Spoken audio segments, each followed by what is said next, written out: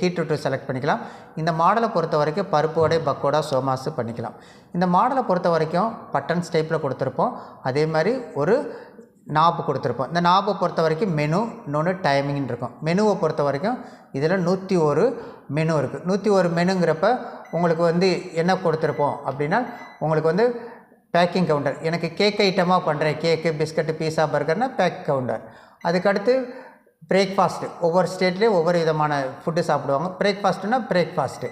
அதுக்கடுத்து பாஸ்தா வேணும்னா பாஸ்தா.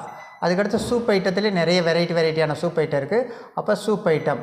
அதுக்கடுத்து குக்கிங் சீக்ரெட்ஸ். எனக்கு வந்து பர்டிகுலராக இந்த ஃபுட்டு எனக்கு ரொம்ப பிடிக்கும் அப்படின்னா குக்கிங் சீக்ரெட் இங்கே செலக்ட் பண்ணிக்கலாம்.